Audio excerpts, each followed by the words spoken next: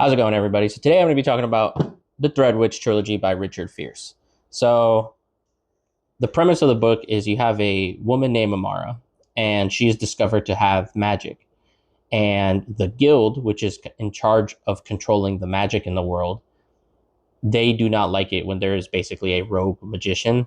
And so she is interviewed and basically hunted by a man named Cedric.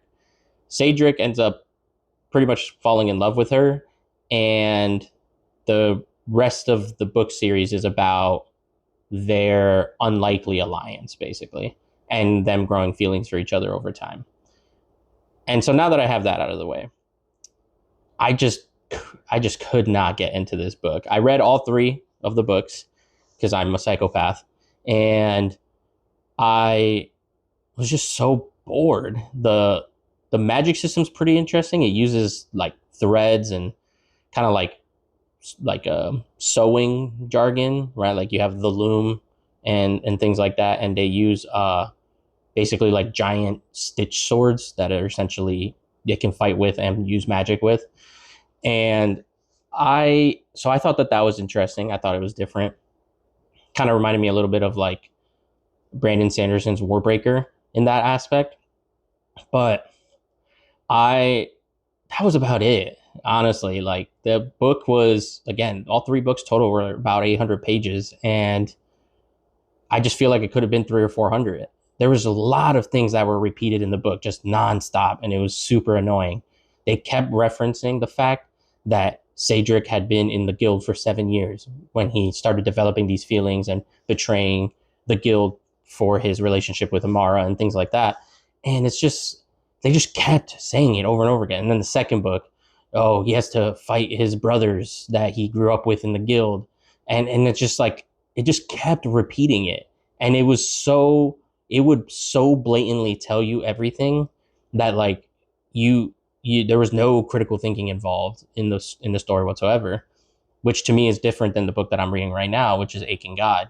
Um, but then there's just weird things where like Amara would know about certain things that maybe they talked about but never brought up, and like the fact that Cedric was in the guild for 7 years and he never mentions it.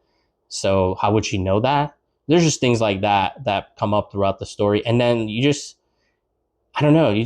They're like the two main characters, but there's not really any side characters. There's like one major bad guy, but also everybody's a bad guy. So there's like a group of rogue magicians that they're bad guys. There's a wraith stitchers, which are the essentially like they stitch souls, and they're very violent in the way that they do these things, and they don't care about people's feelings or their souls. And they're the bad guys. The guild is also bad guys. So there's literally just like no good person until maybe the last like 60 pages of the last book. And so it's super weird. I don't know. I thought that the book could be shorter by removing all of the things that were just constantly repeated. And I thought the romance was not great. Um, and so I don't know. I just feel bad like